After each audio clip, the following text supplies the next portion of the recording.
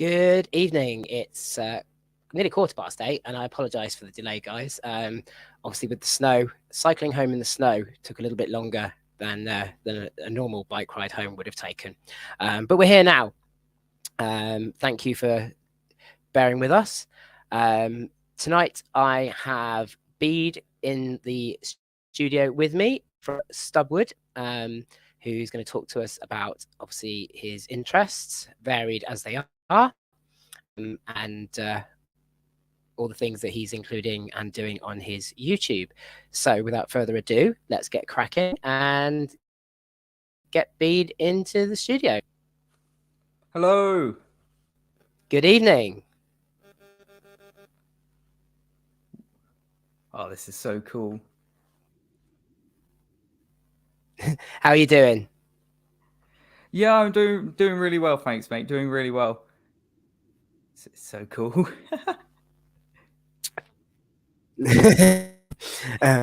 It looks cooler than it probably is. The nuts and bolts of it are quite basic, but thank you. It's nice to hear that it sounds good.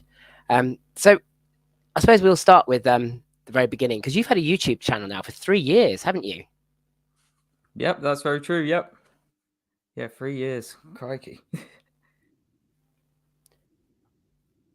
I know. I must admit, I looked at it and thought, because most of the people that I've spoken to have had maybe a year, 2 years, and then when I realised how back your videos went, and I just thought, wow, So what made you start your YouTube channel?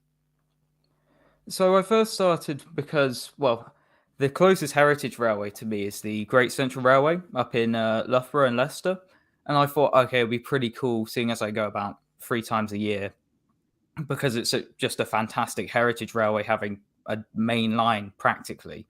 I thought I'd film a few videos from there and compile a few clips, especially from some of their galas.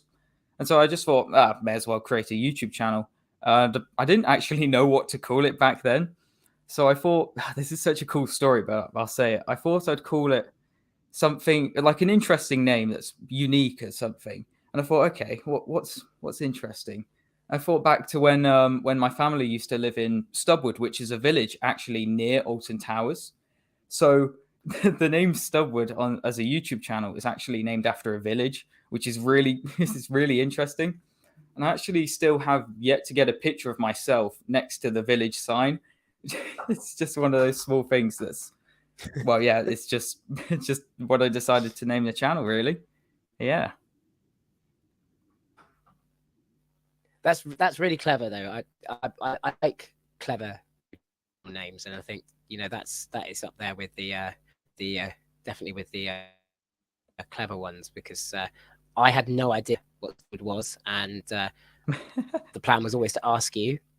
So thank you for answering the question. Yeah, it was certainly answered that question. Yes. So have you always been interested in steam railways, locomotives? Yeah, so when I was younger, basically, my granddad used to take me to a whole load of these heritage railways.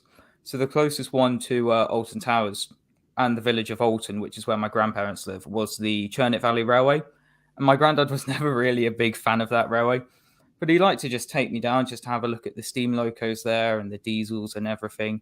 Yeah, so my granddad used to literally take me all around the country, really. We went up to York, went down to the Bluebell Railway. And yeah, so I've always had this passion for steam engines. And actually, I may as well bring this on stream. I've actually got my model collection right next to me in the drawer right here. So here's just one model as an example. It's 14XX, very nice Airfix model. And yeah, so I've just always been interested in railways for as long as I can remember, to be honest. And then as I've got older, I got more interested in roller coasters as well.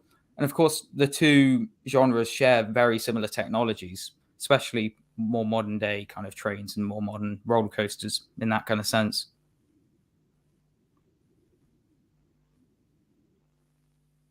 Yeah, absolutely. I mean, I like you.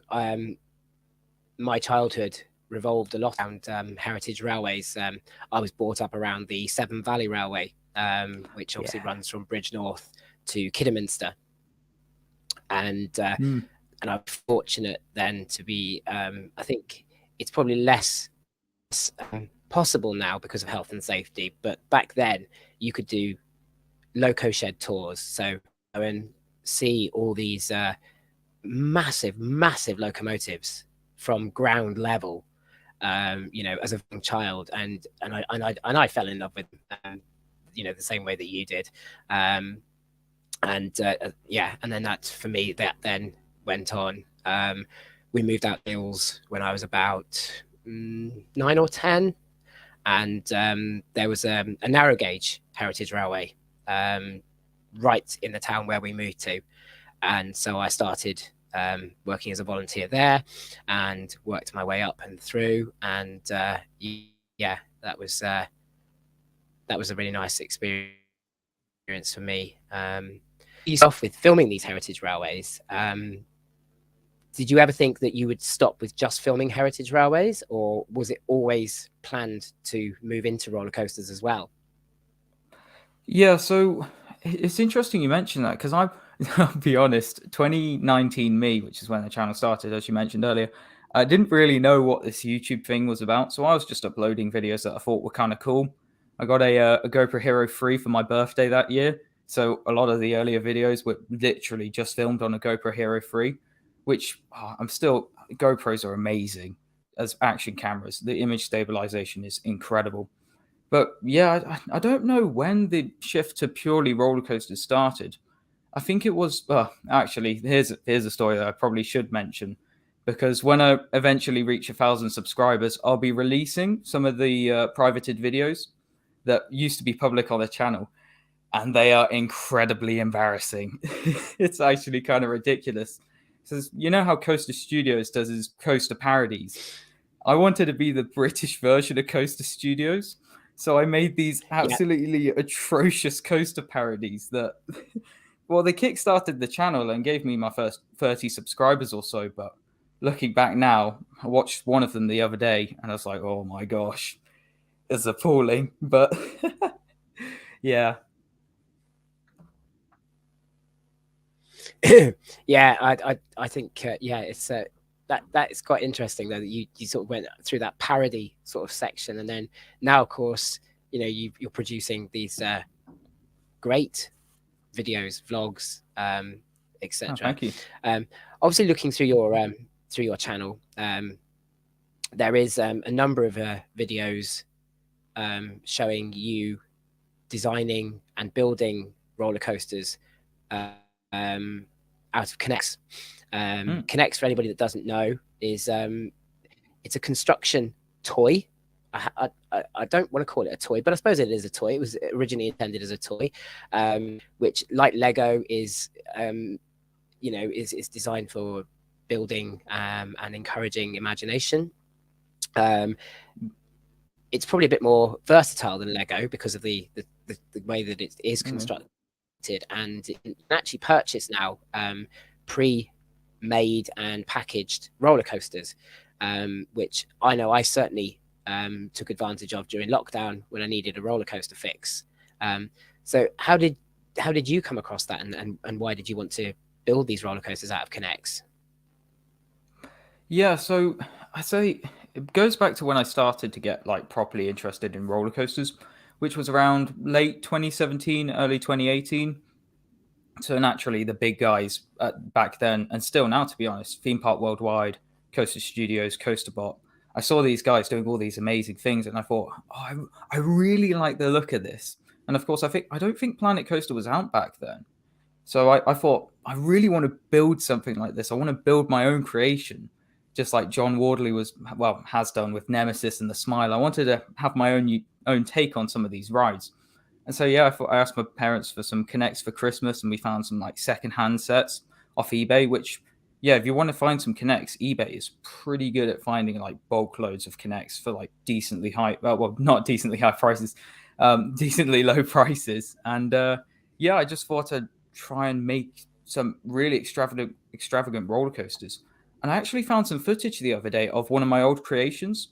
It was so cool. I made this massive snow mountain when it snowed about 3 years ago or so, and I've actually still got the footage of the roller coaster going like through the snow mountain, all around the sides. Oh, I may upload it as a YouTube short or even as a proper video to my channel because it's so cool. And yeah, so I'm a big fan of Kinects.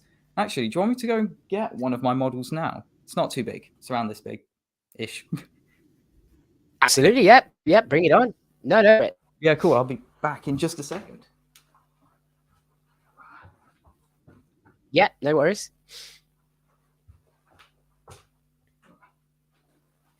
Right. That's while we were waiting there for Beat. We are experiencing a little bit of internet lag tonight again. I think it's my internet tonight, so. There you go. So this is what I've been working on recently. It's just a model of a small section of Nemesis at Alton Towers, just on the bit after the Helix. And yeah, it's nothing too big. I didn't have much space in my room, but I did my best to try and capture the look of the trains, but it was quite hard, especially with this kind of size of pieces. It's very hard to get the dimensions correct, but so much fun to make. Yeah, I just don't have, unless I've got instructions telling me exactly how to do it. Unfortunately, I'm not as creative. It's just absolutely amazing. And I suppose the next question, of course, is: have you ever thought about making the instructions for these things once you've built them, and then selling those as a possibility of another channel to your channel? Or even making videos of how to make them as a possibility of something else? Yeah, that's a fantastic question. I think a while ago, I'd say about 2 years ago, I intended to make a whole series of videos about how to make your first Kinect roller coaster without any instructions. But an issue I encountered then was I just didn't have enough pieces to use all these professional it's Kinects, these structural techniques in Kinect. So I just ended up running out of pieces to make enough videos for these types of things. And unfortunately, as the focus of the channel kind of shifted away from Kinects a little bit, which you may have noticed over the past year, I kind of just do it in my free time now. I will upload the pictures to my Instagram whenever I do something, which unfortunately with a lot of schoolwork recently hasn't given me the most of time. But yeah, it's good. It's cool you mentioned that about making instructions, actually, because the thought did cross my mind about 3 years ago. I was like, oh yeah, I could sell this and make loads of money. And it was one of those ideas that I just eventually forgot about, sadly. But I'm happy you brought it up. I may consider doing that, actually. I just think it's a great idea. You know, there's lots of people out there like myself who would love to make these things, who just don't have the mindset to be able to look at a bag full of pieces and envisage it as a roller coaster, which you obviously have that. So people like me would then go, oh, I know, there's videos on YouTube of how to build that roller coaster, or there's instructions that you can buy. I know Lego, people do a lot of Lego instructions to build roller coasters and things out of Lego.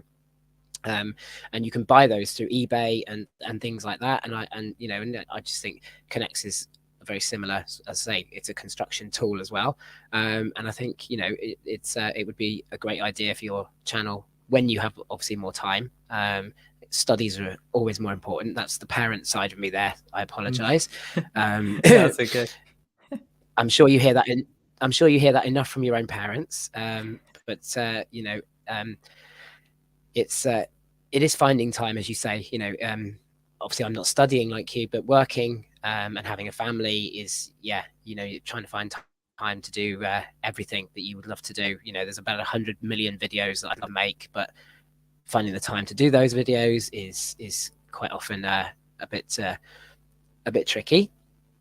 So we sort of prioritize and do what we want. So I'm guessing Alton Towers is your local park. Ish is the best way of answering. So, okay.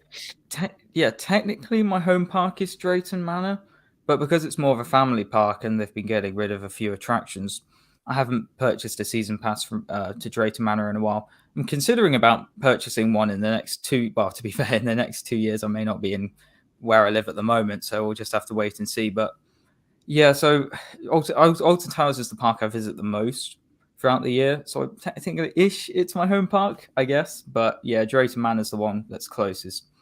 But yeah, if they get a new roller coaster and it's pretty decent, I'll definitely be purchasing a season pass. I must admit, I've been quite excited by the things coming out of Drayton recently, Mm. because obviously it appeared to have stagnated for a while. It's changed ownership, I think, and there's investment happening now. There's rumors all the time about this being removed or that coming in, and that kind of keeps it exciting to follow the story as it's unfolding. Um, and you sort of have to wonder whether it's because of the developments there that Merlin have obviously decided to invest so heavily in their parks. That they're all four of their parks are receiving, I suppose. You've got Jumanji World at Chesington, you've got the new dueling boomerang coaster opening up at Legoland, Yeah. Towers, the retrack of Nemesis, and the complete of Jewel into whatever that's going to become, and then of course Project Exodus at Thorpe Park. Oh. So it seems that across the UK, seeing your investment in our theme parks finally. Mm. Yeah, I think I've said it in a few comment sections, but 2024 is going to be insane. I mean, we've got so much to look forward to next year as well, but I'm just so excited for the next few years. Like, so excited. We're so lucky in the UK. I think there was quite a few people going around, especially in like 2020 and 2019-ish, but not as much, saying how we're not getting, especially actually 2021, how we're not getting any investment. This isn't very good. We're comparing ourselves to the Netherlands, Belgium, and the US, and naturally China's just building tons. And we're going, oh, we're not getting anything. But I think now that the parks have started to recuperate their funding after, well, COVID and all that ordeal, I think now we're looking for some of the best years in the UK theme park industry ever. Like, as good as the 90s and the early 2000s, in my opinion. Yes, I agree. Because obviously, early 2000s was when Thorpe Park just built a roller coaster sort of Yeah. every 2 years almost, wasn't it? And Alton Towers did something quite similar, late 90s, early 2000s. And so yes, I think you're right. I think we're now seeing a return to those the heydays of the UK theme park. We've already had Sick at Flamingo, Mm. which nobody would have probably expected a ride like at a park like Flamingo Land. And I think they've done an amazing job of theming it and launching it, and and it's rocked the coaster world. And I think, as you say, the next couple of years are going to be really exciting times to see where we're going with regards to all these new coasters opening, and whether the Merlin will then prompt other theme parks like Blackpool, and those other ones to maybe further, and what I'd love to see is a snowball effect of competition Mm. now, that they all sort of go, oh, they've just built a new roller coaster, we need to build a new roller coaster, and it just keeps going backwards and forwards. That would be the ideal scenario, I guess, for all of us. Bit of technical issues, my bad. No, don't worry. Don't worry. Wouldn't be me on a live stream without some technical issues. It wouldn't be my live stream show without technical issues, so don't worry about that. We're well known for technical issues. The backdrop behind me here is one of the main technical problems I normally have. It usually, for some reason, totally unannounced, just decides to fall forwards and hit me on the back of the head. That's happened a couple of times. No. And yeah, I've managed to I've taken myself out of the live stream before, quite by accident. So yeah, it's we're no professionals here. It's I like it on low key. It's not a I'm not an uber professional chat show host. I'm a coaster enthusiast who likes to talk to other coaster enthusiasts. Why I bring so many varied people into this forum to be able to have a chat. Talking of European parks, I did notice obviously you visited some European parks in recent times. Which ones have you actually visited? Okay, so I'll list them off because why not? First European park I visited was Disneyland when I was like 4, so I can't remember anything. Only ridden one of their rides, well, roller coasters even, which was I can't remember, the train from Dumbo or something. So I rode that ride. My uncle actually lives in Switzerland, so I was Yeah. lucky in northern Switzerland. So I was lucky enough to go Oh to wow. Europa Park for the first time in 2019, just before the lockdown, which I was so happy about. Amazing park, absolutely amazing. And then from there, well, of course, we had the COVID and everything. And I remember there was a window where just after all the lockdowns, this was like May kind of time, where all the parks were opening back up, and they weren't as strict about going to other countries as well as the government was the following year in 2021. So my dad said, "Mate, let's just go and do it." So we eventually went on the Netherlands theme park trip, which was a huge move for the channel. We visited Toverland, Efteling, Wallaby Holland, and Dine and yeah, still to this day, that was literally like the Wow. best week in my life. It's just it's actually amazing, that country, I was and I going to say highly that's an recommend immense using week, the isn't Netherlands it? as a trip. Yeah, yeah. Yeah. Um, Coaster Chickens just reminded us. Casey Junior is the coaster, the Ah, Dumbo coaster. I think that you were referring to. that's it. He's recently been to Disneyland Paris, so that would be fresh in his mind. But I mean that just sounds, that trip to Holland though, just sounds like a enthusiast dream come true. The amount of coasters, a variety of coasters there that you must have ridden it's just unbelievable. Yeah, I mean, I really do recommend the Netherlands as a theme park trip. In one sense, it was a lot cheaper for my family because we're big into like camping. So we took our camper van over across to Europe, and so the accommodation was, well, it's just a campsite, so it's pretty cheap. So we got quite lucky on that. The only downside of that trip was Yeah, that at Wallaby Holland, they had this absolutely stupid virtual queue line. So, well, despite being like incredibly lucky that we went, and I wouldn't miss it for the world, it was so annoying because you could only queue for like one attraction on your app, on the app. You couldn't queue for multiple until you scanned your QR code and actually got through the queue line, which was really strange. So you had to wait virtually to then, okay, right, I've waited my 2 hours for lost yeah, gravity or something, and then you then go into the queue, which is like another 30 minutes. So that was a really strange time, very strange time. yeah. That does sound like a really bizarre. Um, that yeah. I think they need to work on that. Obviously, Coaster Chicken is very jealous that you've been to Efteling. I know that he was due to go there. I think it was earlier this year, and unfortunately, the company that was running the trip went under, Oh no. and Oh he ended jeez. up missing out on 2 trips. He was meant to be going to That's Efteling, and he unlucky. was also meant to be going to Plopsaland, I believe. And unfortunately, as I say, the company running the tours went under, and he didn't. So yes, I think he's a little bit jealous there of your trips. So is it just Holland that you've done, or have you been to? Yeah, Obviously, so you mentioned Walibi as well in mhm. Belgium. Yeah, so Wallaby, oh, hang on, did I say Wallaby Belgium? The Wallaby Belgium's actually on, hopefully going to be a trip next year. We're still finalizing the details and everything, but that may be a trip Right. after I've done my A levels. But yeah, I do want to get back to Wallaby Holland as well. But in more recent times, my parents thought it would be a good idea to give myself like a really budget trip and go, you've got to get to this location. We've given you this amount of money. You've got to sort out the accommodation on a budget, the flights and everything.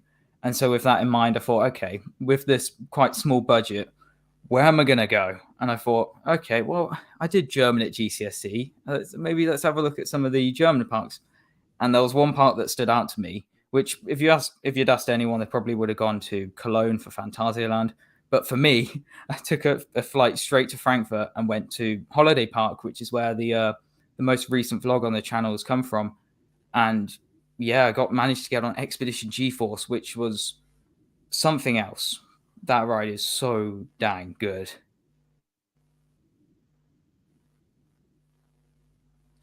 Yeah, I was actually watching, and I saw the thing about Expedition G-Force, and I was like, oh, I've not heard of that before. And then obviously, yeah, realised it was a lesser known park. Hmm. But sometimes these little gems, don't they? That we as aware of because we're so sort of drawn to the big parks, the famous ones that it takes people like yourself to discover these things and sort of popularize them. And it's so I think it's great. Dave's Adventures has been, I think, to Holiday Park, and Coaster Chicken here is saying that he definitely wants to. It looks like a decent park. So other than Expedition G-Force, I mean, is there? I'm guessing that there's obviously other rides there as well. Is it one of those one day wonder sort of parks, or is it worth spending time there? Or It's a good question. I'd say, in my personal experience, it's not like Alton Towers where there's tons of roller coasters and attractions you like really need to get on. It's definitely a one day park, and even then, I didn't spend the entirety of my day there, just because I needed to get back to my accommodation to then sort out the flight back home because I was absolutely knackered after that. So the other attractions at the park include Skyscream, which is a Premier Rides Skyrocket 2, I believe. And that was really intense, and the theming around that's incredible. But apart from that, if you're like really looking for thrill attractions, I wouldn't advise going to Holiday Park with the budget that if anyone's got. It's kind of one of those parks where if Expedition G-Force is like really really important to you, like for me, Expedition G-Force was one of those coasters that got me into the theme park industry and got me looking around going, whoa, some of these attractions are amazing. And it was actually who's the really big YouTube channel, Theme Park Review, I think. I was just watching his POVs and I was like, that is a roller coaster that I really really want to get on. yeah, And so yeah, Expedition G-Force, it's amazing, it really is. But if it's not like solely set on your mind, I wouldn't recommend going to Holiday Park just yet, and maybe trying out other parks like Phantasialand, which I have yet to do actually, or Europa Park, Portaventura, some of the more bigger parks, which would probably be cheaper to get to as well, actually.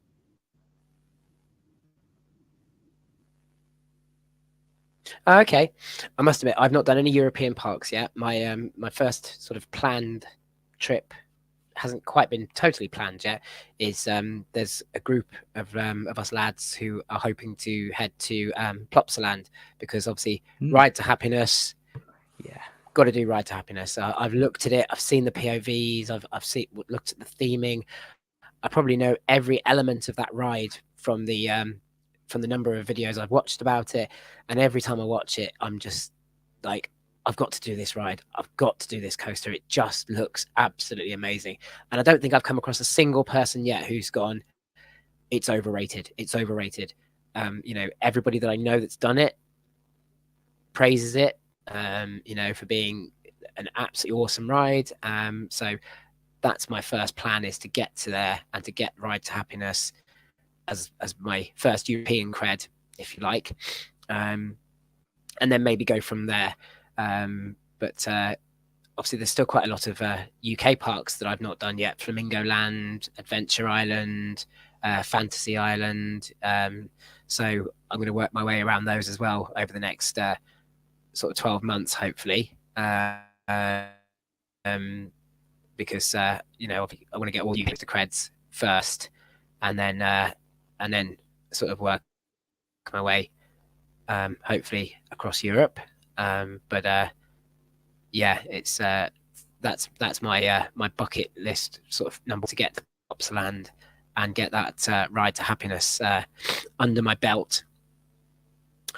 So, of all the coasters that you have done, obviously you've done quite a lot. To be absolutely fair, what's been your absolute favourite so far? Was it Expedition G-Force? It's a tricky one. I'll be honest.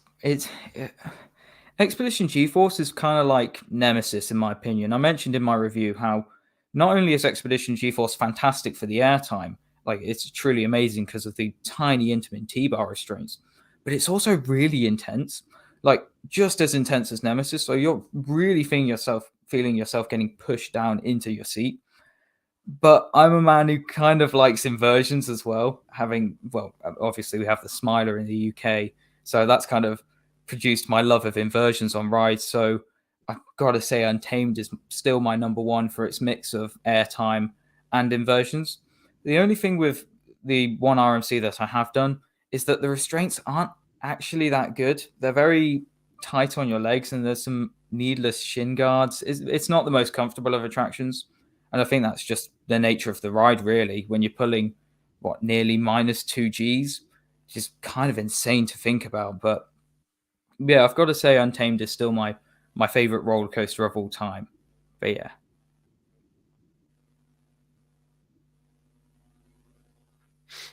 That sounds good. So far for me, obviously, because of my limited visits to parks, Icon is up there as my number one at the moment. I must admit, I was completely blown away by Icon. It's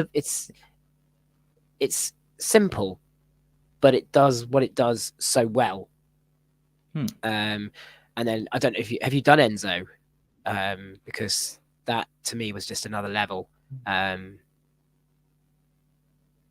Yeah, so I have done Enzo, and the only thing with Enzo is that it's a fantastic experience, especially if you go alone, apparently, which is what I did, because apparently you get more spins.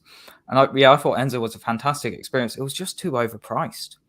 Like, I don't know, 15 quid for like a 2.5 minute experience is quite a lot of money, if I'm being honest. Yeah, I must admit, I did it, and I absolutely loved it, and I thought, wow, this is absolutely immense. I want to do this again, and then I thought, oh, but it's 15 quid a time.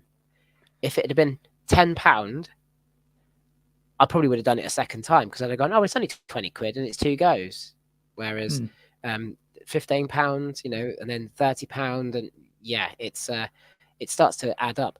Although I have it a lot now about they're reducing the price of it next year. Ooh, well, that could be good. And so I think it's going to become more affordable, because I think that what they're conscious of is the fact that there have been so many empty Enzo seats flying around, because people have just sort of looked at it and gone, it's not worth £30, or it's not worth £15 rather. If there's one of you, or and so yeah, I think Blackpool have listened, and are now going to reduce the price of that, which would be good, because I think it will fill the seats. Because I think it's it's an attraction that people want to do, but have found the price prohibitive. So I think yeah, they've done the right. They are actually going to reduce the price of that.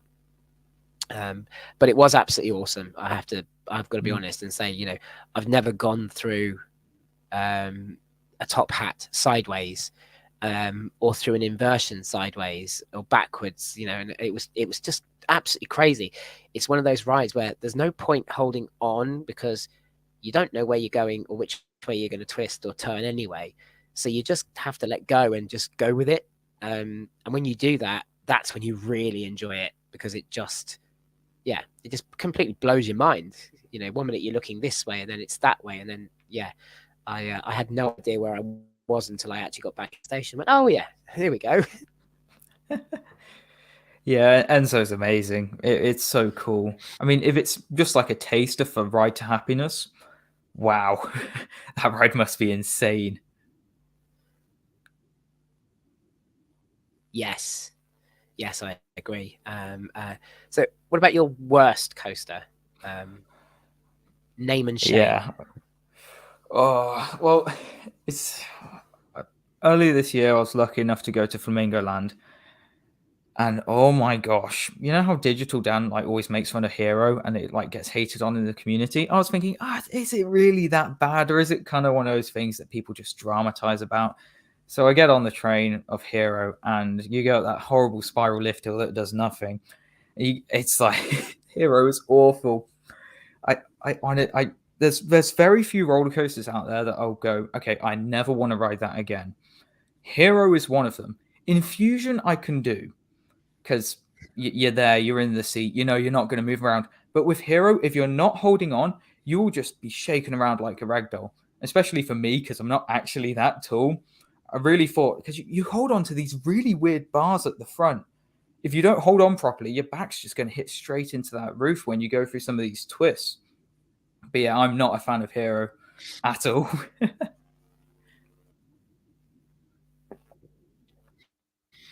It's actually because you've just been the reverse of Coaster Chicken, because he quite Oh no.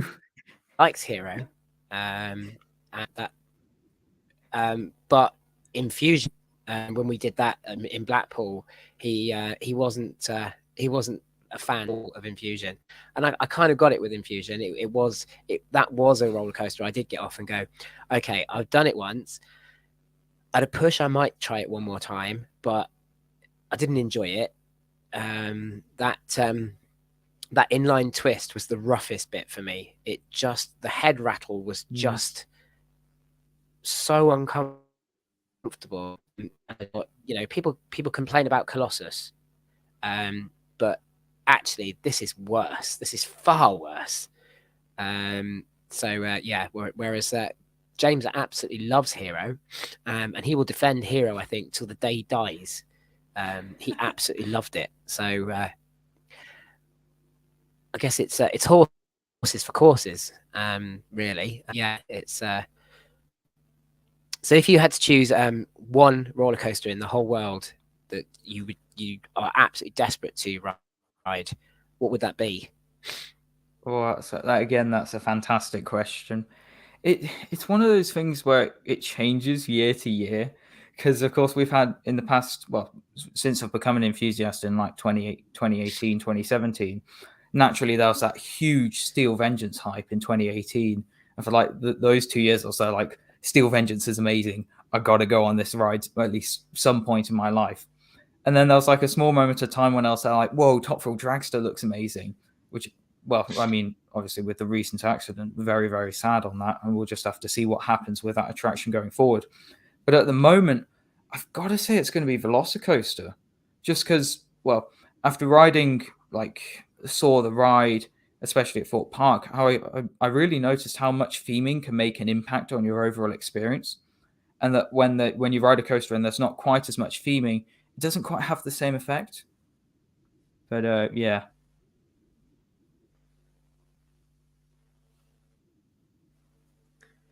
See, that's interesting, because I'm not such a believer in theming being as important. If the coaster is good enough, if the elements of the coaster are thrilling enough, the theming doesn't need to be great. And I don't know whether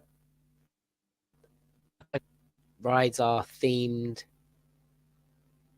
particularly well if the ride itself isn't amazing. Now, I know that's not true with Velocicoaster. You know, I've heard a lot of people say, you know, the theming and the ride itself are absolutely excellent. So I know it's not true for Velocicoaster.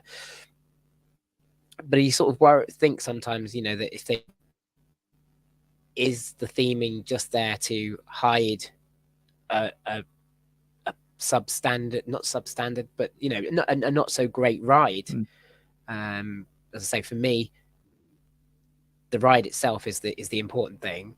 The theming is very much a second best, and it's not of great concern to me. Fair enough. Yeah, that's the amazing thing about this community is that when there's not really disagreements, it's just like preferences of your opinions. That's why I absolutely love this community. It's so cool. And yeah, that there's no. I'm just so appreciative of roller coasters as a whole, especially like during the lockdown when we couldn't get on any. I was there like, huh, these things are actually really, really cool and really important, especially with like conquering fears, especially.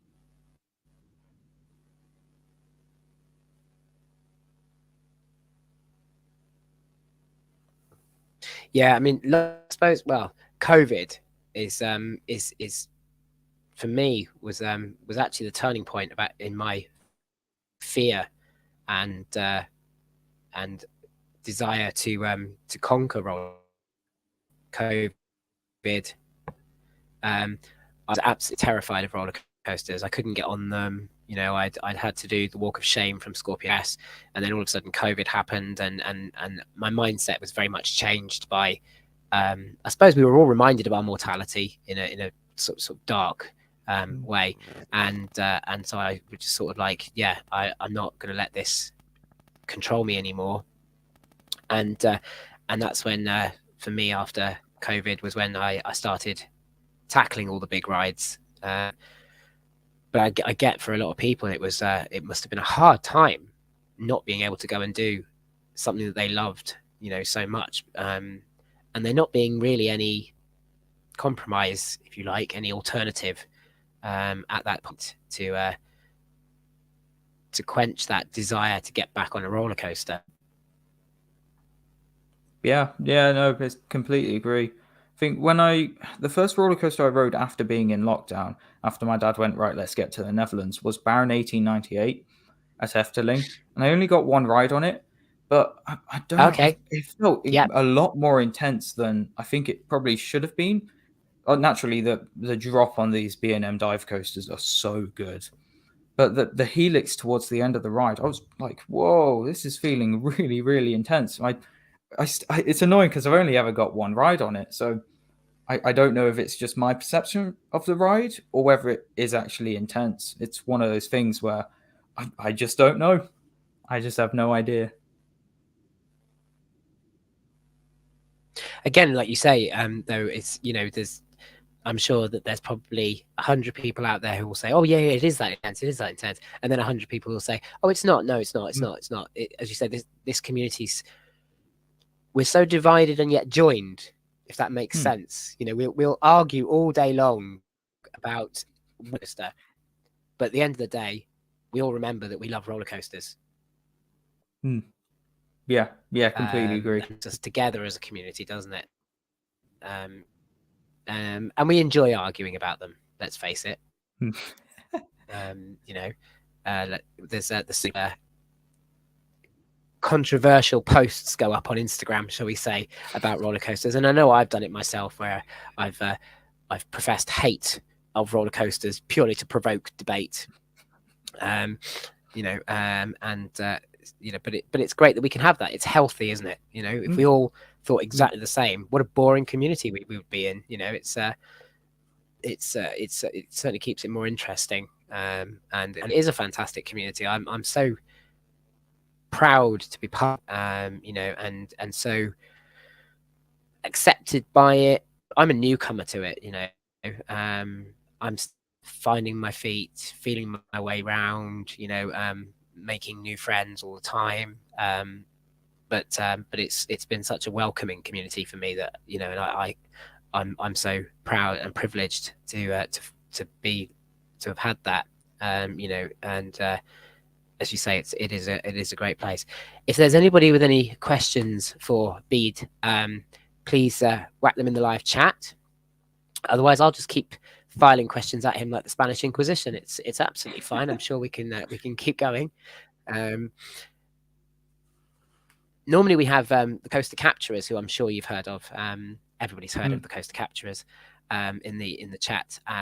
They're not with us tonight, but one question that Dale especially loves asking my guests is, "What favorite film and why?"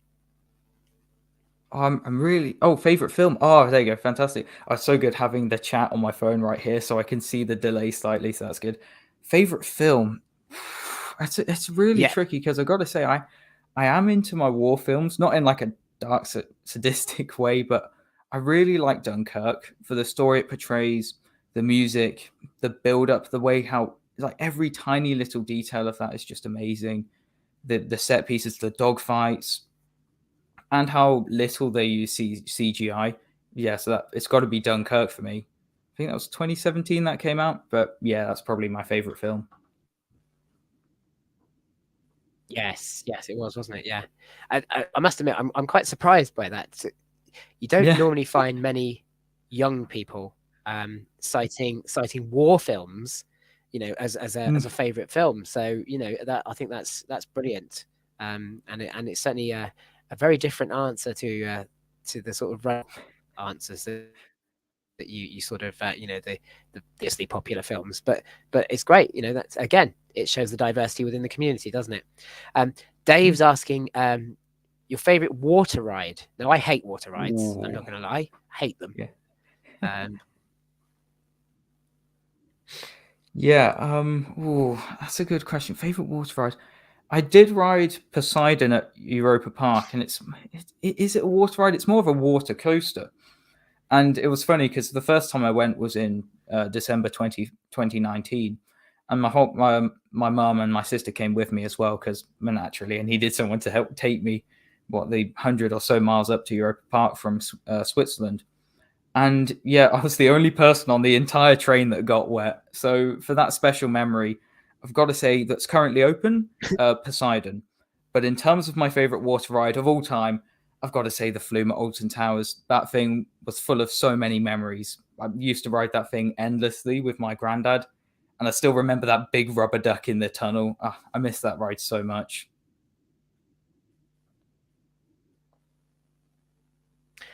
See, when people talk about rides like that are no longer with us, it does make me a little sad that I didn't become an enthusiast a lot earlier, because there are so many rides that people, nostalgia that they nostalgically talk about with such love, really. And I'm sort of like, I'm never going to get to ride that, so I'm never going to know what they're talking about. I was having a conversation with actually with one of my children about Ramesses Revenge, that they absolutely loved at Mm. Chesington, but sadly was gone before I was able to be confident enough to go and ride it. And it kind of makes me a bit sad that I was such a chicken back then that I didn't do it, and now I'm left regretting it. But you know, I'm sure everybody has that sort of story. That's the one that always sticks in my mind, though, because it's one that I really wish I had been brave enough to do. So, Dale, just to let you know, we've already done the favourite film question, and Bede's favourite film is Dunkirk. So I asked that one on your behalf because I wasn't sure whether you were going to be coming to join us. But thank you for coming and joining us. We've got Kaz would like to know your favorite dark ride. Yeah, this is again, this is quite a tricky one because I'm so lucky to have been to both Europa Park and Efteling in particular for dark rides. It's so hard because Symbolica is an amazing attraction at the Efteling. You're on basically like this little, well, it's a trackless dark ride, so it just mind boggles me, like technically for that aspect. But the theming is amazing on that ride. I think it costs something like 30 million euros to build, so that's insane. But then Pirates in Batavia at Europa Park is also quite good. It's kind of more of a water ride, but I'd count it more of a dark ride. But between those two, I've got to say Symbolica, just for the wow factor of it all.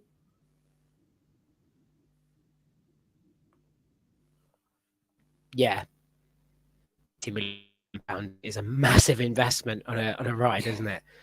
I'm not sure there's anything that I can think of straight away that rivals that. Even Wicker Man doesn't even come close to that, does it? Um, No. so yeah, that's a good one. Um, Kaz would also like to know, if you won the lotto jackpot, where would you visit first? Doesn't have to be a theme park, because obviously you have other interests as well. So, you know. Ooh, I think it would have to be a theme park for me as like my first priority. And this may be a bit like generic, but I've got to say Cedar Point, just because tons of roller coasters, looks like some of the best in the world. Yeah, just for the overall majority of coasters, yeah, Cedar Point. And then I'd probably make my way down to Florida to go and do the Universal, Disney, SeaWorld, all those kind of ones in Orlando, that kind of area.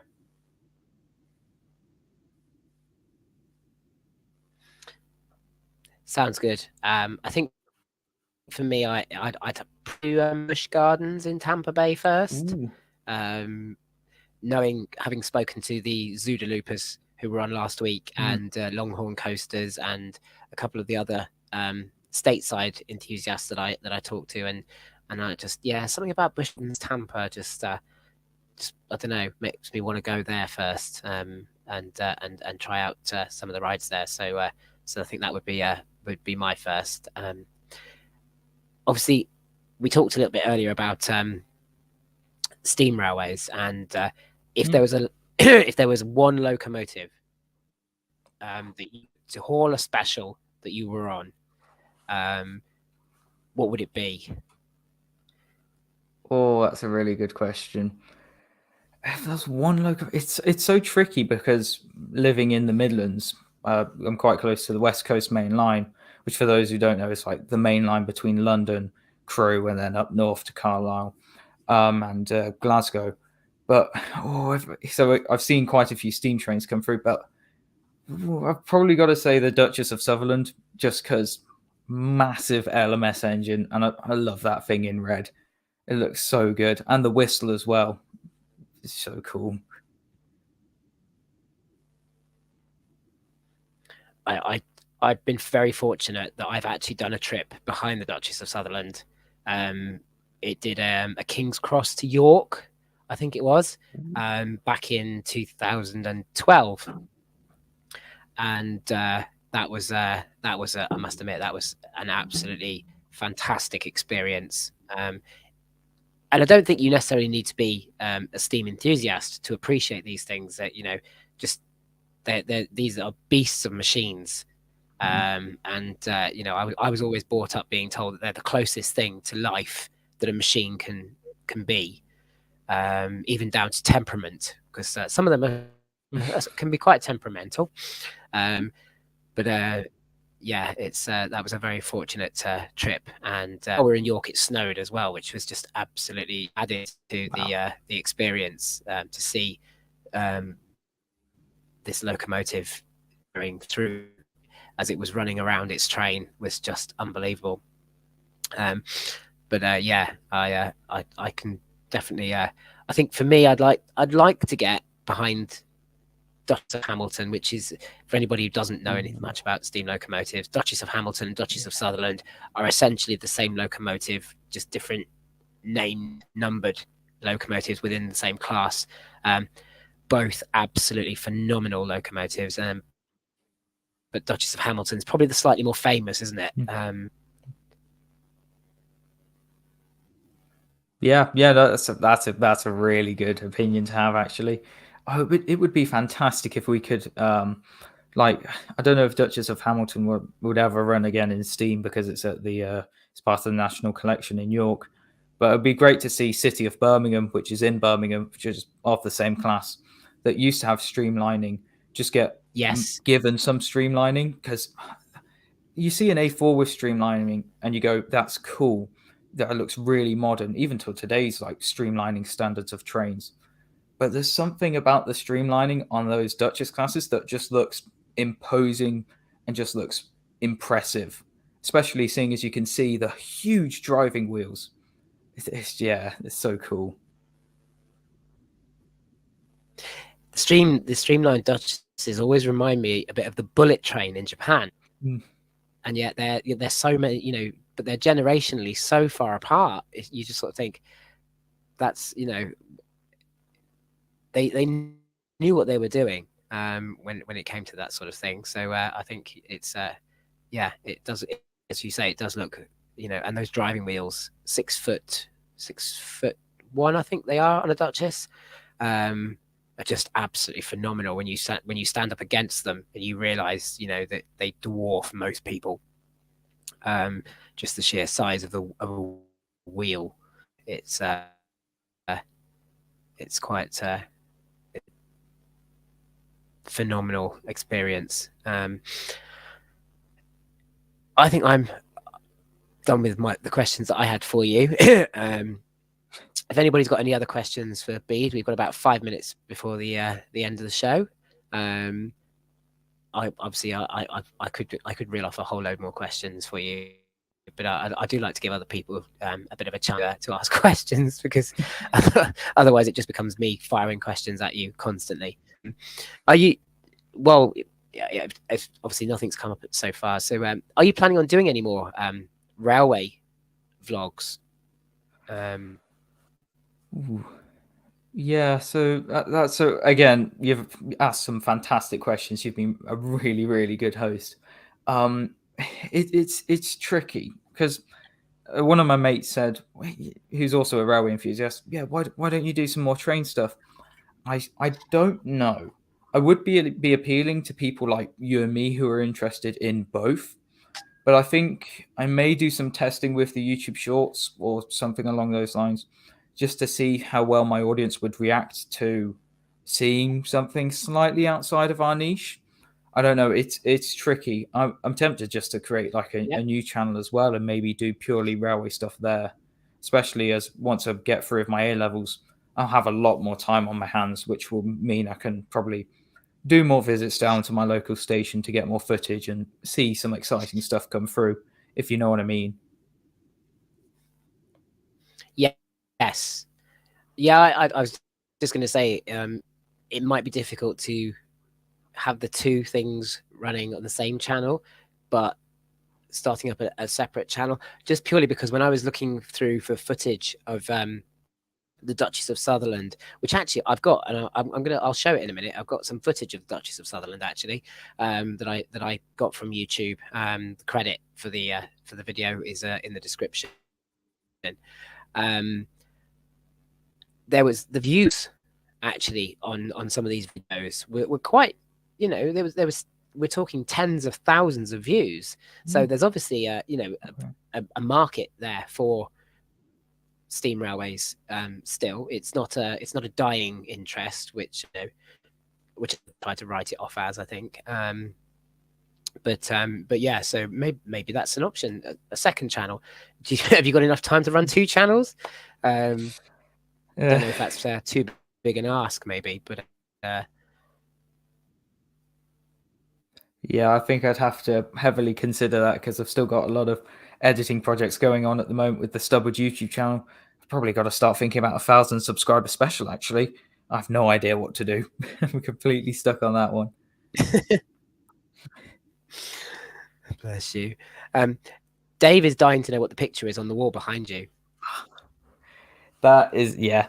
So this is actually really special. I got this for like my birthday, and it's from this company called Display, and they're really, really good. Very high quality. Maybe I should get sponsored by them. That would be fantastic. They create very high quality pictures, and my friend got me one of, oh gosh, Yeah. there you go, El Toro and King Dakar and to Six Flags Great Adventure. Wow, yeah, it's so cool because you see that Oh wow. that's a magnet, so I can just Yeah. put it back up on the wall Oh, like that. that's really clever. I really like that idea. Yeah, they're really good company actually as well, and it'd be so cool if there were like more roller coaster options. To be fair, I haven't checked their website in a while, but just for the versatility, just taking it off. So if for some reason I wanted to film a video with something interesting in the background, I could just take it off the wall and put it right there wherever I need.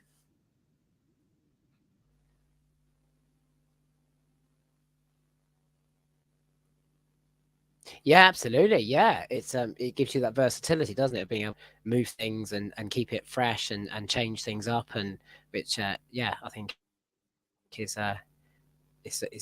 good, because it's something obviously with this that I've sometimes struggled with, is trying to get interesting things behind me, but things that aren't so interesting that people don't then watch. what I'm doing because they're too busy looking at what's behind me. But yeah, it's that trying to find that sort of delicate balance, I suppose, isn't it, between the two there. I've the video that I was looking for of the Duchess of Sutherland. So it's only a 30 clip, but it's just an absolutely amazing video because it's obviously working quite hard. So I'm just going to run this for the benefit of anybody that doesn't know anything about steam locomotives, and hopefully you'll understand a little bit why we have the love that we have for them when you hear this. So just indulge my guilty pleasure.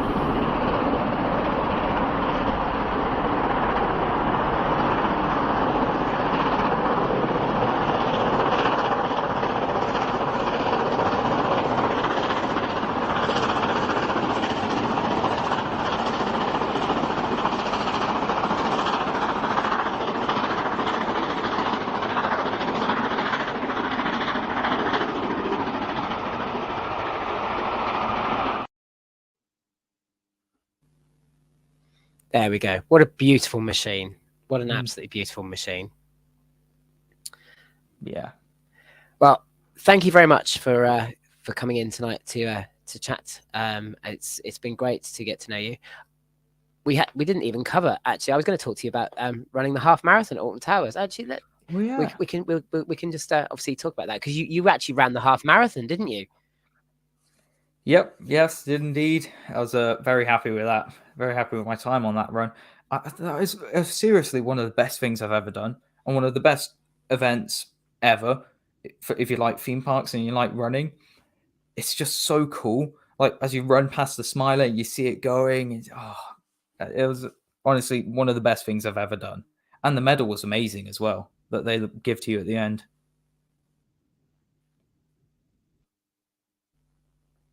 Yeah, I obviously I only did the 5K, which that was enough for me as a start off runner. So I'm totally in awe of you running a half marathon. That's just absolutely phenomenal. And I think that was one of the first major proper conversations you and I had about was your plans to do that. And as you say, the fact that we were able to combine our interests in theme parks and the run just made it so much more enjoyable. And the event was well organized and well carried out, and it was absolutely phenomenal day. I probably one of my best days on a park ever, because I really felt like I deserved the rides that I got in afterwards, because I'd worked for them, and obviously the fact that the number of people on park was low compared to a normal, just made it even more worthwhile. So what was your time for the half marathon? Oh, I think it was, see if I can remember, 1 hour, 25 minutes and 32 seconds, I believe. Wow. That is a good time. Cheers. I think if I'd have done the half marathon, we'd be measuring it in days rather than hours. Well, I'm just very, very lucky, because I do a lot of cross country at school. My school facilitates cross country a lot, so I'm actually captain of the boys cross country team at school. So I lead like a whole load of people, like our group of runners, to competitions and things on Saturdays. So I'm quite lucky in the sense that I'm forced to run like a lot of the time. So it's like, I may as well use that skill at one of the best places in the country, Yeah, absolutely. No, absolutely. As I said, I totally take my hat off to you, because there's, maybe eventually one day I'll try attempt the half marathon. But yeah, I'm quite my little 5Ks at the moment. Having never been much of a runner, my very much endorsed cross country like yours. However, what most of us did was skive off it and get notes, because nobody particularly enjoyed it. So at least you've embraced it and are putting it to good use, whereas we just sort of skived it and hid and all these kind of things. So looking back, maybe I didn't make the best decisions when it came to things like cross country running, but we live and learn, don't we? We live and learn. Cool. Well, as I said, we've obviously got over the hour mark now. Thank you so much for coming in. It's been an absolute pleasure to talk to you. I have included the links to both Stubwood's Instagram and YouTube in the description of the video. Please go and check out both his YouTube channel and his Instagram, and subscribe if you aren't already. Bede, thank you so much for coming in. Surprised you with it a little bit, so you may not have been as prepared as some of the other guests that I've had. So, but I just thought I'd like to get you in and talk a little bit, especially after discovering that you had the steam railway interest like myself. It's quite nice to find people within the community that also share that interest. So that was great. So thank you for coming in about all of that. And good luck with all your future ventures. I'll be keeping an eye out for those. And I will see you soon. I've no doubt I'll speak to you over the coming weeks. And if not, have a very Merry Christmas. And we look forward to speaking to you again soon. Fantastic. This has been a fantastic event. Thank you so much. Like, amazing. This has been really, really good.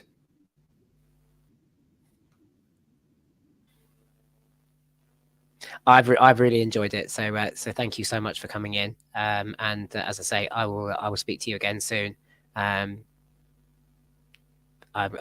Yes. I apologize for the internet delay that we've had a little bit of. I think it's my internet rather than yours, but thank you for bearing with me on that one. I think the snow has caused some internet issues, but thank you for being patient.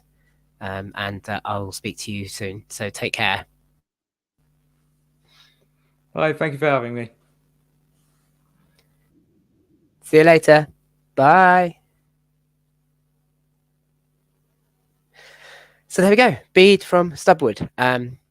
Please go check out his YouTube channel. Great guest, lovely guy. Really enjoyed talking to him tonight about various bits and pieces. Next week, we are live on Tuesday, not Monday, and we will be having our Christmas special, because it will be the last episode of Nervous Chat before Christmas, and hopefully it's going to be a very special. I've got 2 wonderful guests coming in, people I've been trying to get to talk to for quite some time. I'm not going to announce them yet. I'm going to keep you in suspense for that little bit longer. But please keep an eye out on the channel, because I will be announcing it at the weekend. I will add it to the thumbnail for the upcoming live show at the weekend, who my special guests are. I've also got some little special bits I've got planned for that show, just to make it a bit more festive and a bit more interesting. So please tune in to that, and that will be on Tuesday the 20th of December at 8 p.m. So please, if you are free, please come and watch. Thank you so much for watching tonight. It's been a pleasure as always bringing these things to you. I enjoy talking to these guests. I love these people, and it's hopefully you all enjoy listening to them, and me chatting to them as well. If you aren't subscribed to the channel, please do subscribe. It means an awful lot to me. And thank you for watching again. And if you're watching the recorded show, thank you for watching it afterwards. Maybe next time come and join us in the live. Normally Mondays at 8 p.m, but the next one will be Tuesday. So thank you very much, everybody, for watching, and I wish you all a good night, and I'll see you again next week. Take care for now.